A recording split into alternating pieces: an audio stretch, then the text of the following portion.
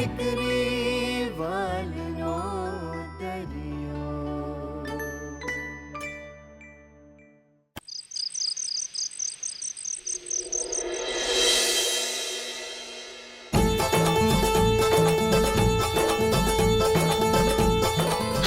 પહેચાન કોણ? મારી ફૂલ બેટ. બીજું કોણ? શું વાત છે બીજું? આજે તો તું એકદમ ખુશ દેખાઈ રહી છે. લાગે છે વિઘ્ન હરતા જતા જતા તારા બધા જ વિઘ્નો લેતા ગયા છે. હા, લાગે તો એવું જ છે. વિઘ્ન હરતાએ પણ છે ને કહી દીધું હશે, વિઘ્નો આજથી તમે નાતબાર છો. બાકી તારું ઇન્ટરવ્યુ એકદમ સોલિડ ગયું. હા, લે બોલ.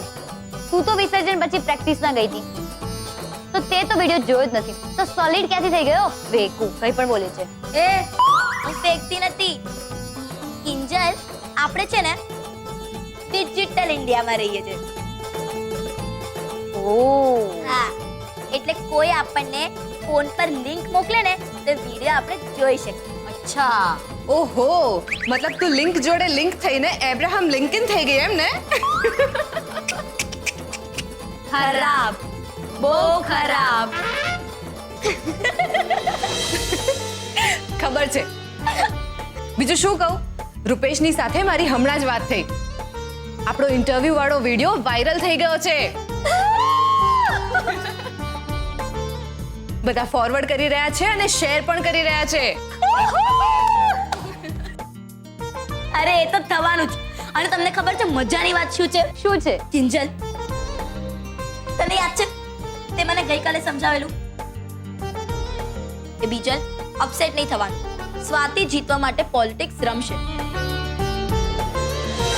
તો આજે તારી આ ફૂલ બેટે એની જ રમત એની જ સાથે રમી નાખી.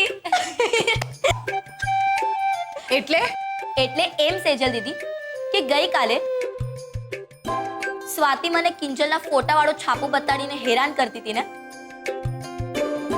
તો આજે મેં કિંજલના લિંક વાળો ઇન્ટરવ્યુ મારા ફોનમાં બતાડીને એની આખી રમવાની લિંક તોડી નાખી.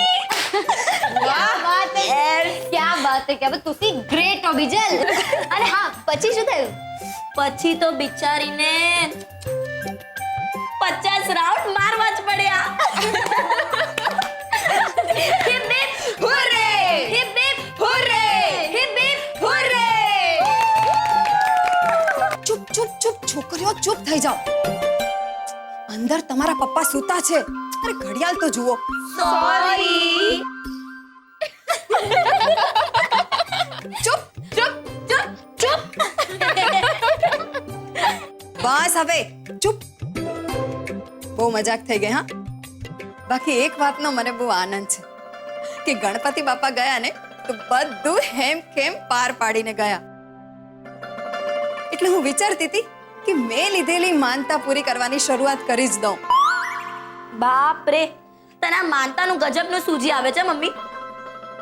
બાકી મને એક વાત કે, આ વખતે તું પાછી ચોટીલા જવાની કે પછી અષ્ટવિનાયક? ક્યાંય નથી જવાની, ઘરમાં જ રહેવાની છું અને નિર્જળા મંગળવાર કરવાનો વિચાર છે. ઓહ, જો મમ્મી એવું હોય ને તો તારી સાથે હું પણ કરીશ. જરાય નહીં. તારે પ્રેક્ટિસ કરવાની હોય ને એટલે આ બધું તને સહેજ પણ અલાઉડ નથી, સમજી ગઈ?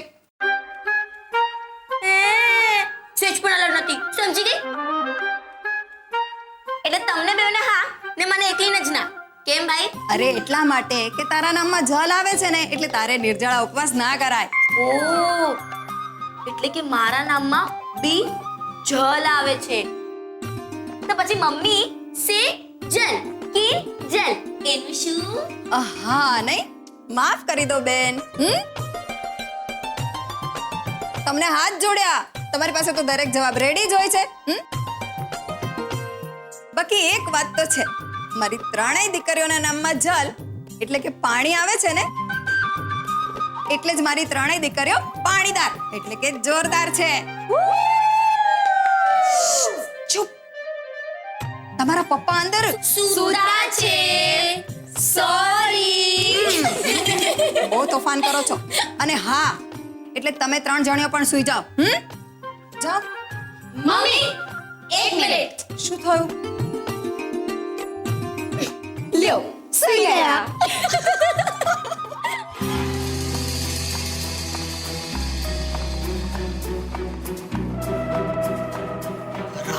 ઓર સુશાંતિઓ ખબર નહીં ક્યાં મુહૂર્તમાં મેં એને મદદ કરવાનું નક્કી કર્યું. પનોતી બેહી ગયો એમ લાગે છે. નહીતર આમ અચાનક ઓદા કોપાયમાન થાય. રાઘવ અને રાહુલે ભેગા મળીને કિંજલને સુશાંતને પરણાવવાનું જે કાવતરું કર્યું હતું ને એ ગુના બદલ તમને આ સજા કરવામાં આવે છે. અરે પણ ઓદા ચૂપ ભવાની વાવ. કોઈ વાટકી વ્યવહાર થશે નહીં, કોઈ તમારા ઘરનો ઉમરો ઓળખશે નહીં. તમને આજથી અત્યારથી જ દાંત બાર કરવામાં આવે છે. કિંજલડી નખો દિયાણ આટલા ધજાગરા કર્યા પછી કેવું માથું ઊંચકીને ફરે છે.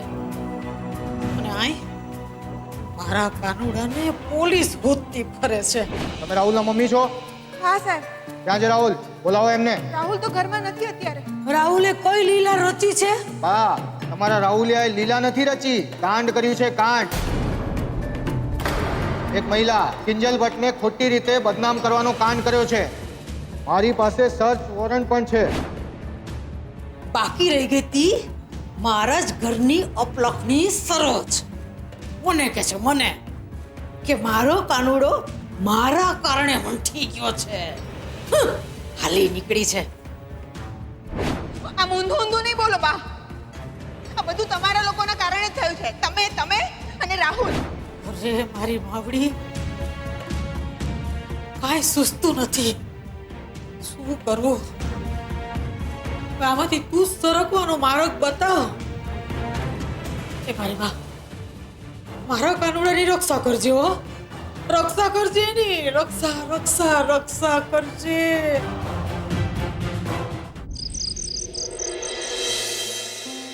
આજે ઘણા દિવસો પછી એવું બન્યું છે કે મારે મારા મનની અંદર ચાલતી દુવિધા કે વિડંબણા કાગળ પર નથી ઉતારવાની, પણ મારે તો મારા મનની ધબકતી અલગારી ક્ષણોને વહેતી કરવાની છે.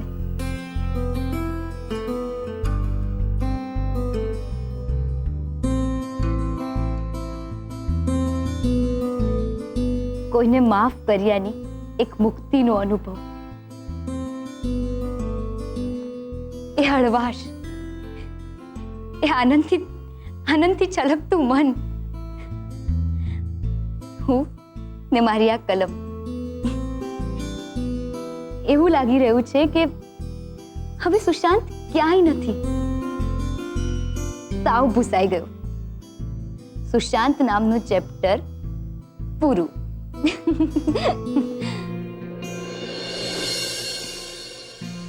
તો પછી ખબર નહીં કે હું ઉત્કર્ષ માટે આવું કેમ નથી કહી શકતી કે ચેપ્ટર પૂરું. એ પણ તો મારી માફી માંગવા આવ્યો તો ને.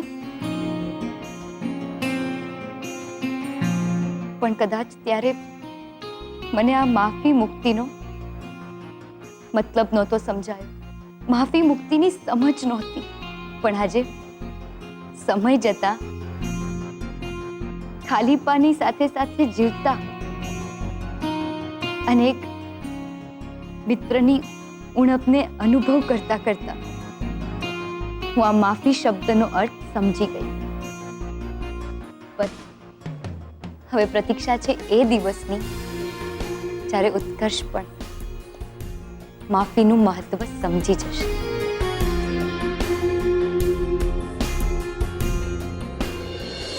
માફી. હવે માફી શબ્દથી ક્યાં કોઈ ફરક પડવાનો છે જ્યારે વાત આટલી બધી આગળ નીકળી ગઈ છે. અત્યારના લેટેસ્ટ સમાચાર એ છે કે કિંજલ ફરીથી બચી ગઈ છે. અરે ઉભાડ. અરે હજી આનો ફોન લાગતો નથી. ભગવાન જાણે કયા જન્મનો બદલો લઈ રહ્યો છે આ નાલાયક. અને એ સરોજ આ કેવા કપાતરને જન્મ આપ્યો તે. રાત દિવસની ઊંઘ હરામ કરી નાખી જા નાલાયકે. તેમાં હું શું કરું? તમે ને બાએ જ એને ચડાવીને રાખ્યો છે. એ બહુ બોલી લુલીને જરા કાબુમાં રાખ. અરે અહીંયા છોકરાનો જીવ દાવ પર લાગ્યો છે. અને તને તારું મારું સૂજે છે? અરે મારી માવડી રે, ખબર નહીં મારો લાલો બિચારો ક્યાં હશે અને શું કરતો હશે. અરે બા, એક ચિંતા મારા પેટમાં ઘર કરી ગઈ છે. આ ભગવાન જાણે ક્યાં લપાઈને બેઠો છે. આ હાય હાય, ક્યાંક પોલીસના હાથે તો નહીં લાગી ગયો હોય ને? સરોજ, તને શું લાગે છે તારો દીકરો એટલો ભોળો છે કે આટલી સહેલાઈથી પોલીસના હાથમાં આવી જશે? ભગવાન જાણે કયા દોસ્તારને ત્યાં લપાઈને બેઠો છે. ના, મને નથી લાગતું એવું કાંઈ હોય. અને હું તો કહું છું, પોલીસના હાથે લાગી જાય ને એ જ સારું. જેટલા દિવસ ખરાબ સંગતથી દૂર રહે એટલું જ સારું. બાકી કરેલા કર્મો તો ભોગવવા જ પડે. સરોજ, અમારા બે હાથ ને આ ત્રીજું માથું, તમારા આ કર્મનું જ્ઞાન છે ને બંધ કરો. અને એ બને ત્યાં સુધી જ્ઞાન છે ને તારા મોઢાના ગોખલામાં જ રાખ. અને સરોજ ગૌરી, હવે તમારી આજ્ઞા હોય તો હું જઈને આપણા સપૂતને ગોતી આવું. હો? એ આજ્ઞાવાળી, નાટક બંધ કરને રગલા. અરે જા જઈને મારા કાનુડાને શોધી આવ પૈસા. એટલે હું એને સમજાવું કે બેટા ઝેરના પારખા ન હોય દીકરા. જા. બા, ઓ મારી બા, આ બધું જ્ઞાન અત્યારે આપવાનો સમય નથી. આ ઘરની બહાર પોલીસ બાદ નજરે બેઠી છે, કાપીને બેઠી છે કે જેવો રાહુલ આવ્યો નથી કે પકડ્યો નથી એને. લા, પોલીસ આવશે તો આ બાયણેથી જ આવશે ને. હા, જરાય ચિંતા ન કરતો, રાહુલિયાને પાટલા બાયણેથી ટળકાવી દેશું. બા, આ બધું બારોબાર પતી જાય ને એમાં જ ભલમન થાય છે. અને સાંભળો, તમે લોકો ઘરમાં છો ને, તો જાગતા રહેજો. રાહુલિયા આવે તો મને તરત ફોન કરજો, હું જઈને શોધી આવું એને. જલ્દી જા. અને રાહુલિયો નહીં આવે ને ત્યાં સુધી હું તો જાગતી જ બેઠી છું ભાઈ સાહેબ.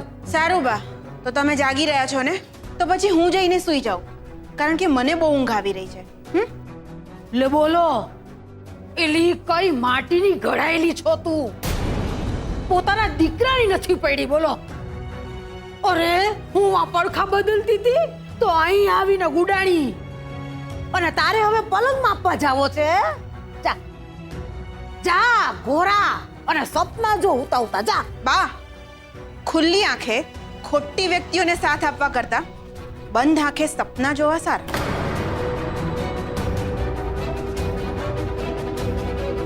ખબર જ છે, વાણ ડૂબવાનું થાય ને ત્યારે ઉંદેડા પેલા ભાગે. જા જા.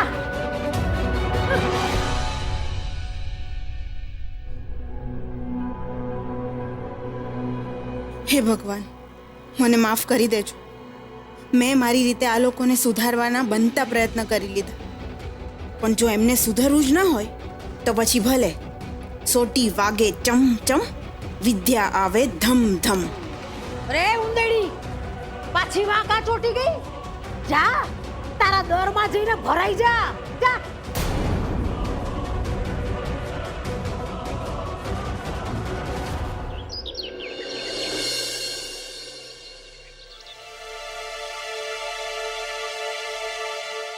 શું થયું કિંજલ? કેમ ટેન્શનમાં છે? 10 વાગી ગયા, હજી સુધી ગુલાબ નથી આવ્યો દુકાનની ચાવી લેવા માટે. સોરી કિંજલબેન, ખબર નહીં, આજે મારી આંખ જ ના ખુલી. 9:30 થઈ ગયા અને મને ખબર જ ના પડી. એમ તો ખબર પાડ. ધંધામાં હું આવી કોઈ પણ બેદરકારી નહીં ચલાવી લઉં, સમજો? હશે હવે કિંજલ, ક્યારેક ક્યારેક આવી રીતે 19-20 થઈ જાય. ગુલાબ, ચાવી ત્યાં પડી છે, લઈ લેજા. જરાય નહીં. ધંધામાં 19-20 થઈ જાય એટલે શું?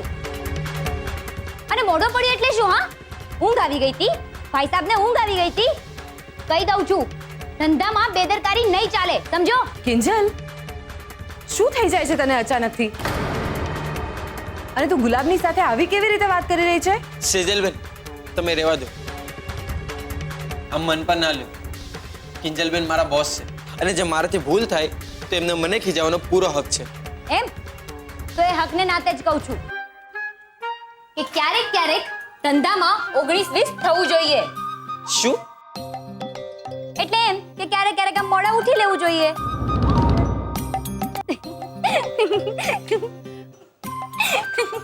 મસ્તી કરે છે. શું કિંજલબેન તમે પણ? હા હા ચાલ હવે આ ચાવી પકડ અને જલ્દીથી દુકાને ભાગ. અને હા દુકાન ખોલ, હું હમણાં આવી. ચલ જા. સારું. તું પણ ને કિંજલ, ક્યારેક ક્યારેક તો ગજબ કરે છે તું. હા કરવું પડે. ગણપતિ બાપા મોર્યા. હે બાપા, તમે જતા જતા પણ સરસ કામ કરતા ગયા. રાઘવ કાકાને નાદ બારનો મસ્ત મોદક દેતા ગયા.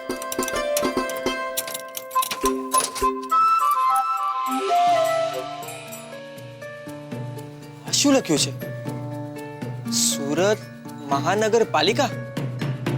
શું લખ્યું છે? વિષય દુકાન તોડી પાડવા બાબતની નોટિસ.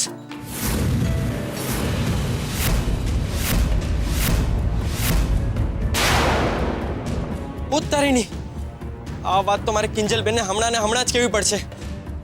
કિંજલબેન, કિંજલબેન, તમે જલ્દીથી દુકાને ચાલો. કેમ? શું થયું? હું તમને બધું જ જણાવીશ. તમે જલ્દીથી દુકાને ચાલો. અરે પણ માંડીને વાત તો કર. કે પાછું છાપામાં નવું તો છપાઈને નથી આવ્યું ને? ના, આપણી દુકાને સરકારી નોટિસ લાગી છે.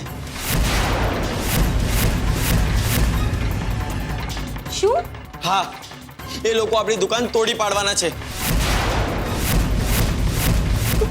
શું બોલી રહ્યો છે ગુલાબ? હે ભગવાન, આ વળી નવી મુસીબત શું છે? એ બધું મને નથી ખબર. મેં તો ખાલી વાંચ્યું કે એ લોકો આપણી દુકાન તોડી પાડવાના છે, એટલે હું દોડતો દોડતો તમને આ કહેવા આવ્યો. સારું સારું, ચલ દુકાને જઈને જોઈએ કે એ શું છે. ચલ ચલ. આવો. આ જુઓ. સુરત મહાનગરપાલિકા, તાપી નગરપાલિકા મોહન એન્ડ ડોટર્સ ટી સ્ટોલને અનધિકૃત બાંધકામ હેઠળ આવે છે. અનધિકૃત? ને એટલે જ મોહન એન્ડ ડોટર્સ ટી સ્ટોલને આગલા 3 દિવસની અંદર દુકાન ખાલી કરવાની નોટિસ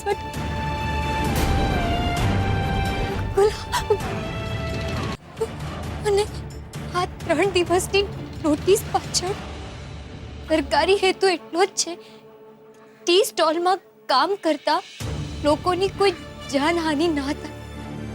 પણ જો આ 3 દિવસમાં Mohan and daughter's tea stall ખાલી નહીં કરવામાં આવે, જાનહાનિ અને માલ સામાનની હાનિ બાબત નગરપાલિકાની કે પછી મહાનગરપાલિકાની કોઈ જવાબદારી નથી બનતી. અને નગરપાલિકા દુકાનને તોડી પાડવાનો સંપૂર્ણ અધિકાર ધરાવે છે. તાપી નગરપાલિકા મોહન એન્ડ ડોટર્સ ટી સ્ટોલને કોઈ પણ જાતની નુકસાનની ભરપાઈ કે બીજી જગ્યા આપવા બંધાયેલી નથી અને આ બાબત કોઈ પણ જાતની બાંહેધરી પણ આપતી નથી.